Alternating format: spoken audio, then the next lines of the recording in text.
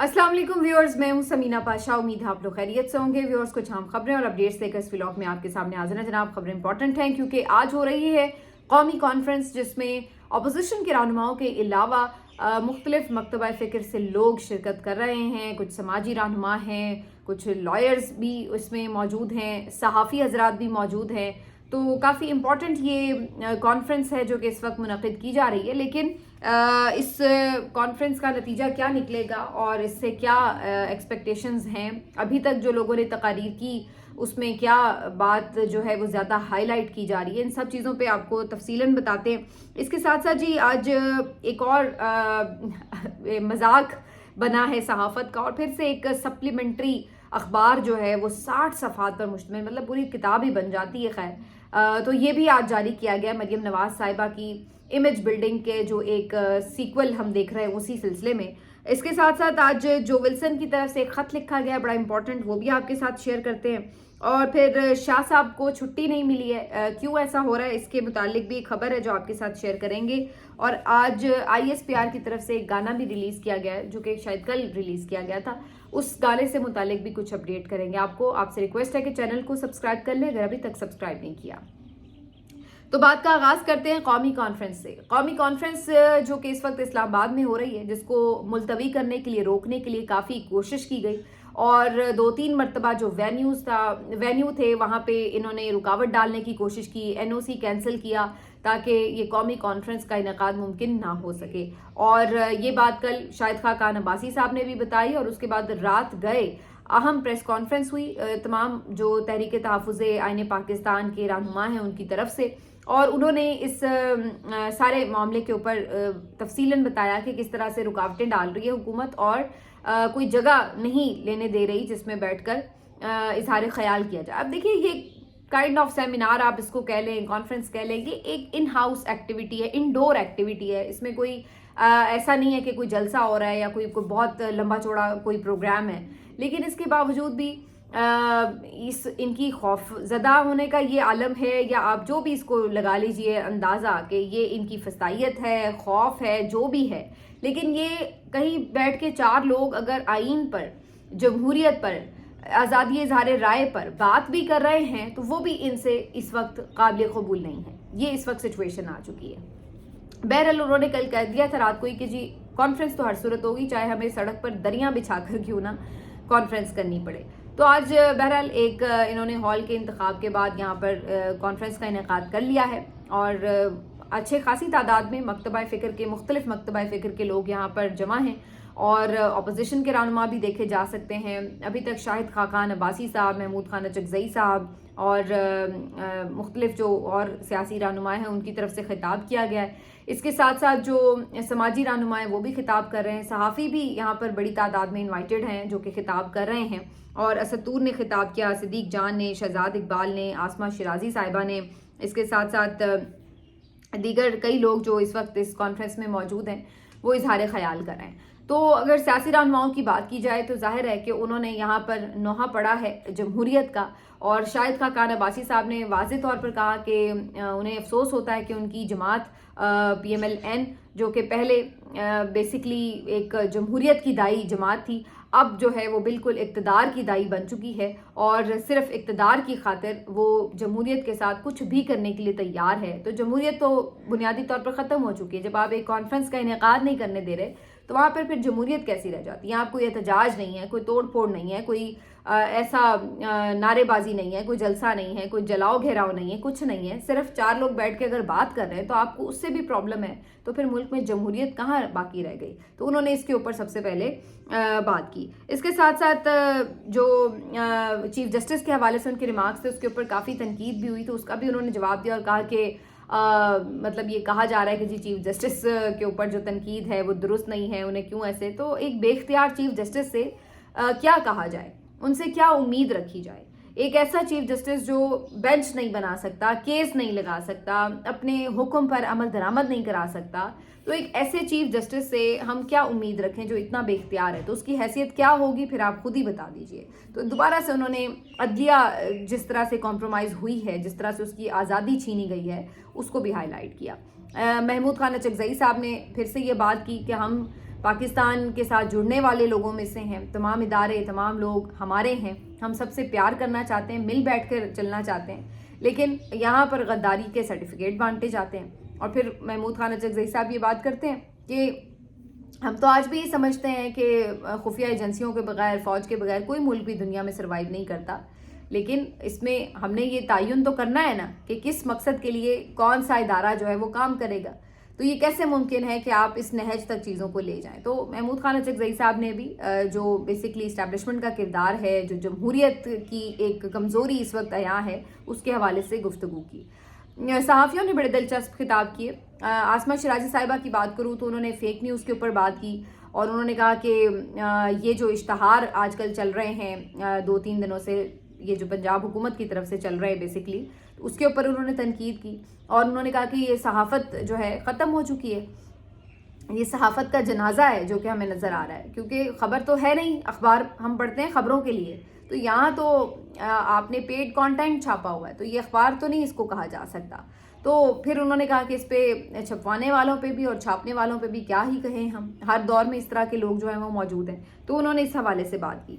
اس پہ بھی لوگ تنقید کر رہے تھے کہ انہوں نے ابھی بھی کھل کے حکومت پر نام نہیں لیا کہ بھائی وہ چھپوا کیوں رہے ہیں۔ یہ ٹھیک ہے کہ صحافت کے جو ادارے ہیں ان کو بھی یہ سوچنا ہے، ان کو تو پہلے سوچنا ہے نا، کیونکہ کریڈیبلٹی تو ان کی لوز ہو رہی ہے، لیکن مزے کی بات یہ ہے کہ ان کو تو کوئی پرواہ نہیں ہے۔ آج بھی اس سلسلے میں اشتہار لگا، اس پہ میں آگے چل کے بات کرتی ہوں۔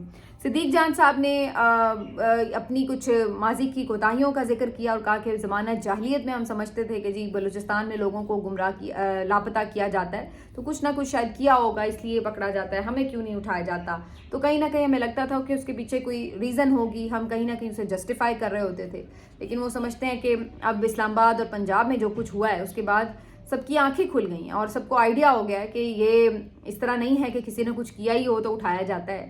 جبری طور پر آپ کسی کو بھی لاپتہ کر دیں، گمشدہ کر دیں تو اس کے لواحقین پر کیا گزرتی ہے، اس کے فیملی ممبرز کس کرب سے دوچار ہوتے ہیں، یہ ساری چیزیں جب آپ خود ایکسپیرینس کی ہیں لوگوں نے تو انہیں آئیڈیا ہوا ہے، اور یہ بھی آئیڈیا ہوا ہے کہ یہ کوئی ضروری نہیں ہوتا کہ کسی نے کچھ کیا ہی ہو تو اس کو پکڑا جا رہا ہو، بلکہ یہاں تو ہم نے ایک پچھلے 2.5-3 سالوں میں دیکھا کہ کس طرح بے گناہ لوگوں کو اٹھایا گیا اور ان کو کئی دن لاپتہ رکھا گیا، کئی مہینے لاپتہ رکھا گیا۔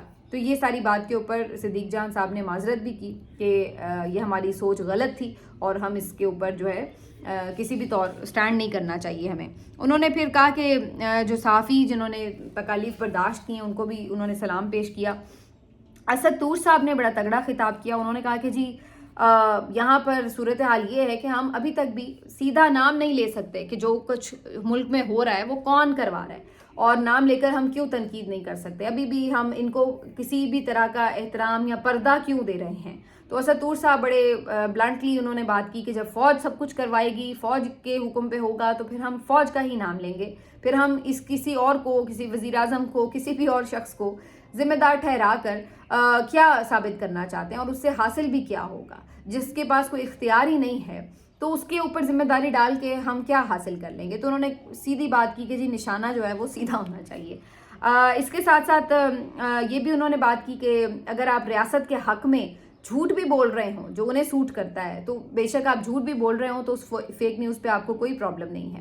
ہم نے دیکھا ہے یہاں پہ صحافی جو PTV میں بھرتی کیے ہیں انہوں نے کیسی فیک نیوز پھیلائی ہیں، کیسی گالم گلوچ کی ہے، کیسا پروپیگنڈا کیا ہے، اور اس کے انعام کے طور پر انہیں سرکاری ٹی وی میں نوکری مل جاتی ہے۔ لیکن اگر آپ باہر ہیں یعنی ریاست اور حکومت سے باہر ہیں اور ان پہ تنقید کر رہے ہیں تو پھر آپ صحیح بات بھی کر رہے ہوتے ہیں تو آپ کے اوپر فیک نیوز کے پرچے کاٹے جا رہے ہوتے ہیں۔ تو یہ حقیقت ہے فیک نیوز کی۔ تو اسد طور صاحب نے کافی اس پہ بلنٹلی بات کی۔ شہزاد اقبال صاحب نے عدلیہ کے بارے میں بات کی کہ جب میں جیو کی کھڑکی سے باہر دیکھتا ہوں سپریم کورٹ کو تو مجھے مایوسی ہوتی ہے، میں سوچتا ہوں مجھ پہ پیکا ایکٹ لگ جائے اگر یا کسی حوالے سے مجھے نشانہ بنایا جائے تو مجھے کون انصاف دے گا۔ تو انہوں نے بیسیکلی عدلیہ کا نوحہ پڑھا کہ عدلیہ جو ہے وہ کتنی کمپرومائز ہو چکی ہے۔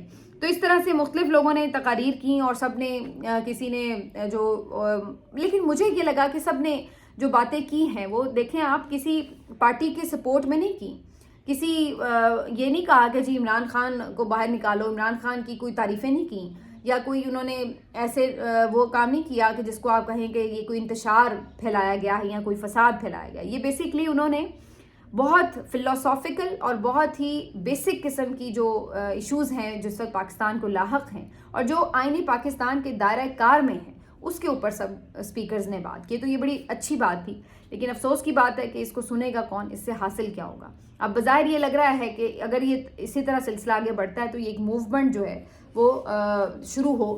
سمر عباس صاحب نے صحافیوں کے طرف سے یہ بات کی کہ اگر یہ موومنٹ بنتی ہے تو صحافی اس میں ساتھ ہوں گے، کیونکہ ہم اس لیے نہیں کہ کسی پارٹی کے ساتھ ہیں، بلکہ ہم بیسکلی پاکستان میں آئین کی بحالی کے ساتھ ہیں، جمہوریت کی بحالی کے ساتھ ہیں. تو جتنے بھی صحافی اس وقت مشکلات اٹھا رہے ہیں وہ اس لیے تو نہیں اٹھا رہے کہ کل کو انہوں نے کسی پارٹی سے کوئی فائدے اٹھانے ہیں یا ہمیں ابھی بھی اس پارٹی سے کوئی فائدہ مل رہا ہے، اس نے ہمیں کیا فائدہ پہنچانا ہے، وہ تو خود مشکلات کا شکار ہے. تو یہاں پر اصل بات کیا ہے کہ جو یہ تکلیف اٹھا رہے ہیں، جو آف ایئر ہو رہے ہیں، جو نوکریوں سے جا رہے ہیں، جو بیچاروں پہ پرچے ہو رہے ہیں، جو گمشدہ ہو رہے ہیں، جو لاپتہ ہو رہے ہیں، جو جلا وطن ہو رہے ہیں، وہ اس لیے برداشت کریں کہ وہ سب اس ملک کے مفاد میں آئین کو اور جمہوریت کو بحال دیکھنا چاہتے ہیں. یہ وہ بات ہے جس کے اوپر سب کا اتفاق ہے اور ہونا چاہیے.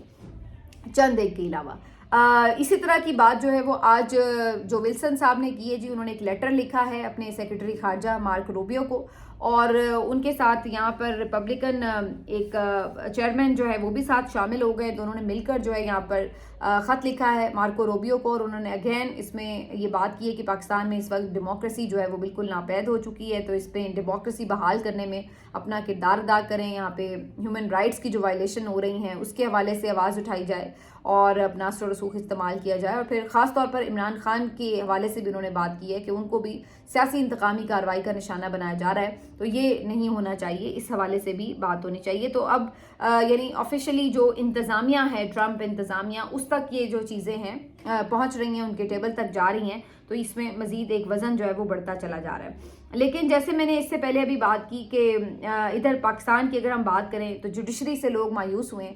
آج اس مایوسی میں ایک کیل اور ٹھوک دیا گیا ہے، اور وہ ہے احسن بھون صاحب کا. اختر حسین صاحب جو کہ پاکستان بار کونسل کے نمائندے تھے، آپ کو میں نے کل بتایا تھا کہ وہ ریزائن کر گئے ہیں، تو ان کی جگہ پاکستان بار کونسل نے احسن بھون صاحب کو اب ریکمینڈ کر دیا ہے جوڈیشل کمیشن کے لیے، اور سلسلے میں جو باقاعدہ ووٹنگ بھی ہوتی ہے میرا خیال ہے وہ اس میں منتخب ہو گئے ہیں. تو احسن بھون صاحب اب ریپلیس کریں گے اختر حسین صاحب کو. اب آپ ذرا اس بات کو سمجھیے کہ پاکستان کا ایشو کیا ہے. پاکستان کا ایشو کوئی شخصیت نہیں ہے کہ ہم کہیں کہ جی جنرل باجوہ چلے جائیں گے تو مسئلہ حل ہو جائے گا، یا ندیم انجم صاحب چلے جائیں گے تو مسئلہ حل ہو جائے گا، یا جی قاضی فائز عیسیٰ صاحب چلے جائیں گے تو مسئلہ حل ہو جائے گا، ثاقب نثار چلے گئے تو مسئلہ حل ہو جائے گا، یا یہاں سے ہم کہیں کہ جی شہباز شریف چلے جائیں گے تو مسئلہ حل ہو جائے گا. آپ یہ دیکھیے کہ ایک شخص کوئی اگر ایک جگہ سے موو ہوتا ہے تو اس سے بھی آگے کا بڑھ کر کوئی شخص جو ہے اس کو ریپلیس کرنے کے لیے تیار بیٹھا ہوتا ہے. تو جو پالیسی ہے ریاست کی بحیثیت ریاست وہ نہیں بدل رہی ہے. جب میں ریاست کی بات کرتی ہوں تو میں پھر ان تمام کرتا دھرتا کی بات کرتی ہوں، اسٹیبلشمنٹ کی بات کرتی ہوں جن کے پاس اس وقت پاور ہے. تو بیسکلی وہ آپ اندازہ لگا لیجئے کہ وہ جو ہے وہ نہیں بدلتی. وہ کوئی ایک شخص جاتا ہے، چاہے وہ ریٹائر ہو جائے، چاہے وہ استعفیٰ دے دے، چاہے کچھ بھی معاملے کی وجہ سے، تو اس کے بعد جو آتا ہے وہ اس سے بڑھ کر ہوتا ہے. یہی اصل چیز ہے جس کو ختم کرنا ضروری ہے کہ آپ کی جو ریاست ہے، جو آپ کا نظام ہے، جو آپ کا آئین ہے، وہ شخصیات سے مبرہ ہو جائے. اس کو اس بات سے فرق نہ پڑے کہ کرسی پہ اگر یہ آئے گا تو بالکل ہم اس طرف ٹرن ہو جائیں گے، اگر وہ آئے گا تو بالکل ہم اس طرف ٹرن ہو جائیں گے. بلکہ آئین اور قانون کی پاسداری ایسی ہو کہ کوئی بھی اے بی سی کوئی بھی آ کے بیٹھ رہا ہے تو ہمیں پتہ ہو کہ ہماری ڈائریکشن کیا ہے. کچھ چیزیں ہماری ایسی طے شدہ ہوں کہ جس کے اوپر ہمیں پتہ ہو کہ یہ نہیں ہوگا کہ جی اگر سکندر سلطان راجہ بیٹھا ہے تو الیکشن رگ ہو جائے گا، اور اگر کوئی اور کریڈیبل بندہ بیٹھا ہے تو الیکشن ٹھیک ہو جائے گا. نہیں، کوئی بھی بیٹھے ہی گا ہی وہاں پہ وہی جو کہ جس کے ہاتھ میں یہ ہوگا ہی نہیں کہ وہ الیکشن رگ کر سکے، اس کی اتنی مجال ہی نہیں ہوگی. تو ایک شخص جائے تو دوسرا بھی یہ نہیں ہے کہ وہ آ کے آزادی سے جس طرح چاہے جس طرف چاہے ایک پارٹی کا غلام بن کر بیٹھنا چاہے تو جی تم بیٹھو اگر تمہیں وہ پارٹی کا غلام بن کے بیٹھنا ہے، لیکن اس کی سزا پورے ملک کو نہیں ملنی چاہیے. لیکن اس وقت جو حالات ہیں وہ اسی قسم کے ہیں اور یہ ہمیں جو ہے وہ ہر طرف نظر آتا ہے. تو اب اختر حسین صاحب چلے گئے ہیں، ویسے تو انہوں نے بھی کافی خدمت کر لی ہے، کوئی یہ نہیں کہ انہوں نے بڑا کوئی لیگیسی چھوڑ کے جا رہے ہیں. تو اس کے بعد اب احسن بھون صاحب بھی وہی کام کر لیں گے، اور احسن بھون صاحب ہوں یا اعظم نذیر تارڑ ہوں، یہ سب ایک ہی تھیلی کے چٹھے بٹھے ہیں، یہ سب ایک ہی ہیں. تو اس سے فرق نہیں پڑتا کہ آپ کون ہیں, یہ سارے صرف مورئی ہیں اور انہوں نے وہی کرنا ہے جو ان کو کہہ دیا جائے گا. اس کے علاوہ ان کی کوئی حیثیت نہیں ہے اور نہ انہوں نے کوئی بڑی آئین اور قانون کی پاسداری کا علم بلند کر رکھا ہے, تو ان لوگوں سے کوئی امید نہیں ہے. اس لیے میں کہتی ہوں جب کوئی چیزیں بدلتی ہیں تو کوئی فرق نہیں پڑ رہا ہوتا کہ وہ جی استعفیٰ آ گیا, وہ جی فلاں کی ٹرم پوری ہو گئی. آپ اندازہ لگائیے جب تک ان لوگوں کو پتہ ہوتا ہے کہ جی اگلا بندہ ہمیں ویسا نہیں تیار ابھی تک ملا ہوا, تو اس وقت تک اس بندے کو ریپلیس بھی نہیں کر رہے ہوتے, جیسے کہ سکندر سلطان راجہ کے معاملے میں ہم دیکھ رہے ہیں. عدلیہ سے جو دوسری اہم خبر ہے وہ یہ کہ جو ججز کی لڑائیاں ہیں وہ اس حد تک بڑھ گئی ہیں کہ اب یہ لوگ پرسنلی ایک دوسرے کے اوپر کس طرح ایک دوسرے کو ٹیز کرتے ہیں, اٹیک کرتے ہیں. اس سے اندازہ لگا لیجئے کہ ایک سعودی عرب میں کانفرنس میں خطاب کے لیے جسٹس منصور علی شاہ صاحب کو دعوت ملی ہوئی تھی. 5 روزہ یہ کوئی پروگرام تھا جس میں انہیں جانا تھا, لیکن یحییٰ آفریدی صاحب نے انہیں یہ چھٹی الاؤ ہی نہیں کی کہ وہ جا سکیں. انہوں نے کہا کہ جی آپ صرف 2 دن کی چھٹی لے لیں. تو اس پہ پھر منصور علی شاہ صاحب نے خود ہی منع کر دیا کہ پھر ہمیں 2 دن کی بھی نہیں چاہیے. تو اب یہ اس نیچے لیول تک آ کر شروع ہو چکے ہیں ایک دوسرے کے ساتھ الجھنا. آپ اندازہ لگا لیجئے کہ قومی کانفرنس میں اگر وہ شرکت کرتے ہیں تو اس میں تو پاکستان کی ایک طرح سے عزت ہی بڑھے گی کہ جی پاکستان کی طرف سے بھی کچھ ایسے بڑے نام ہیں جو کم از کم باہر آ کے مختلف انٹرنیشنل فورمز پر پاکستان کی نمائندگی کرتے ہیں اور لوگ ان سے سیکھنا چاہتے ہیں. تو یہ تو پاکستان کے لیے ایک فخر اور اعزاز کی بات ہے. لیکن یہاں صورتحال یہ ہے کہ ہم اس بات کو رو رہے ہیں بیٹھ کے کہ جناب ہمیں چھٹی نہیں ملے گی کیونکہ جی اس کا نام زیادہ نہ چاہیے چل پڑے کہ جی یہ بڑا لائق فائق جج ہے. اب بات یہ کہ دیکھا جائے تو سپریم کورٹ میں اس وقت مشکل سے ہی 2 یا 3 ججز ایسے ہوں گے کہ جو واقعی اس اہل ہوں کہ جو باہر جا کے انٹرنیشنل فورمز پر پاکستان کو ریپرزینٹ کر سکیں اور پاکستان کا نام بلند کر سکیں. لیکن افسوس کا مقام یہ ہے کہ ان کو بھی ہم ہمیشہ کھڈ لائن لگانے کے اوپر تلے بیٹھے ہیں کیونکہ ہمیں عدلیہ کی آزادی پسند نہیں ہے. تو یہ چیف جسٹس یحییٰ آفریدی صاحب جو کہ دوست بھی کہے جاتے تھے منصور علی شاہ صاحب کے ان کا آپ اندازہ لگا لیجیے کیلیبر کا کہ وہ کس حد تک جو ہے جا کے اب اپنے اسکور سیٹل کر رہے ہیں. تو اس پہ اب کیا ہی بات کی جائے. تھوڑی مجھے بات ویسے کرنی تھی اس کے اوپر بھی جو گانا ریلیز ہوا ہے, لیکن چلیے اب اس کو اگلے ولاگ کا حصہ بنائیں گے. آخر میں صرف یہ بات کہ 60 صفحات پر مشتمل ایک دفعہ پھر سے جو پبلسٹی کیمپین ہے مریم نواز صاحبہ کی وہ ہم دیکھ رہے ہیں آج پھر اشتہارات میں. اور مزے کی بات یہ کہ کارکردگی یا کام یا پروجیکٹس کے بجائے بڑی بڑی قداور تصاویر پورے پیجز کی مریم نواز صاحبہ کی, ایسے جیسے کوئی ماڈلنگ ہو رہی ہے. یہ تو بالکل جیسے میں نے بہت شروع میں کہا تھا, اب لوگوں کو شاید بات سمجھ آ رہی ہو, میں تو بہت شروع میں کہہ رہی تھی کہ یہ بہت سیریس قسم کی ذہنی پرابلم ہے کہ آپ کو اتنی زیادہ خود پسندی ہو کہ آپ اس قدر نرگسیت میں مبتلا ہوں کہ آپ کو ہر جگہ اپنی تصاویر, اپنا نام, اتنے زیادہ آپ سیلف آبسیسڈ جو ہوتے ہیں. تو یہ ایک نارمل کنڈیشن نہیں ہے اور یہ بہت خطرناک سچویشن ہے کہ آپ کو اس قسم کی اپنے بارے میں ایک خود پسندی اور اپنے ہی ذات کے جال میں آپ یوں اگر پھنسے ہوئے ہوں. تو یہ آج اس بات کا ادراک اور زیادہ ہو رہا ہے. اب آپ دیکھیے کہ عوام کے کروڑوں روپے آپ نے اشتہارات پر لگا دیے. آپ کے خیال سے یہ 60 صفحات پر مشتمل جو یہ تصویریں ہیں مریم نواز کی, یہ جو پورا ایک ماڈلنگ کا بکلیٹ چھاپا گیا ہے, تو آپ کے خیال سے کیا یہ فری میں چھاپ دیا تمام اخبارات نے یا جہاں پہ بھی یہ بکلیٹس وغیرہ جو ہے؟ تو بیسکلی انہوں نے پیسے لیے ہیں کروڑوں روپے. تو اب آپ عوام کے پیسے سے یا تو ہونا کہ جی مریم نواز کو اتنا ہی اپنی تصویریں دیکھنے کا اگر شوق ہے تو بھائی آپ اپنے پرسنل پیسوں سے جتنی مرضی اپنی تشہیر کریں تو پھر بھی بات ہے. لیکن پرابلم یہ ہے کہ یہاں آپ ٹیکس پیئر کی منی سے یہ سارا کر رہے ہیں کہ صرف اپنی تشہیر کر رہے ہیں. اور اس کا فائدہ کیا ہو رہا ہے؟ عوام کو کیا فائدہ ہو رہا ہے اگر آپ یہ تصویریں لگا کے بتا رہے ہیں کہ جی یہ ہو گیا وہ گیا؟ عوام کو تو اس کا کوئی فائدہ نہیں ہے کہ اگر وہ آپ کی شکلیں ہر جگہ پہ نظریں دیکھ رہے ہوں میک اپ زدہ.